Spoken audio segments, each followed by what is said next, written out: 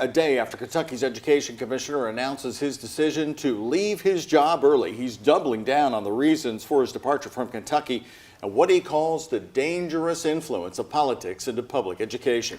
Jason Glass spoke with reporters today in what could be one of his final news conferences in this role. Isaiah Kim Martinez and photojournalist Nelson Reyes were there. Isaiah, did the commissioner reveal what moment actually led to this decision to leave? Well, Shay, Doug, it all centers around decisions made by Kentucky's Republican-dominated legislature, and one bill specifically passed just this last session. Glass telling us he didn't want to play any part in enforcing that law.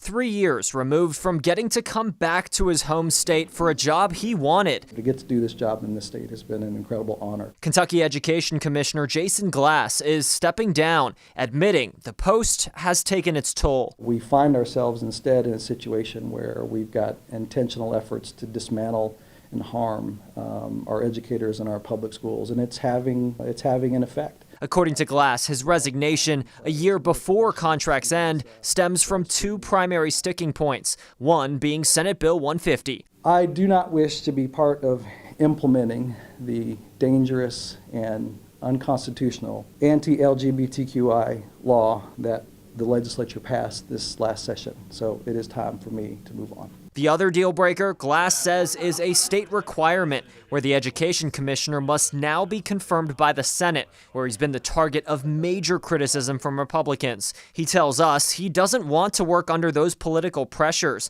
and a Department of Ed he maintains is an independent, nonpartisan agency. I need to say to the policymakers in Kentucky, you're making that really hard, and it's starting to show. Glass adding he believes this all circles around a desire for votes in November. It all has to do with this gubernatorial election coming up. That's where all of this is coming from. Given the political polarization, how do you convince someone to take this role that, like you had said, was just too much for you at this point?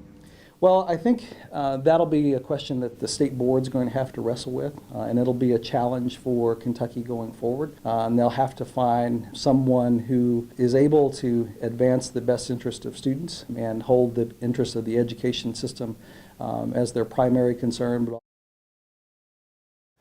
And Glass says he'll help ensure a smooth transition and support whoever is appointed as interim and eventually the full-time replacement. Now, we're told the State Board of Education will call a special meeting sometime in the next couple weeks to discuss both next steps and what could be a national search for the next commissioner. Doug. Isaiah, thank you. Glass joined the Kentucky Board of Education in 2020. His 4-year deal was scheduled to expire September of 2024, but again, his last day is going to be September 29th of this year.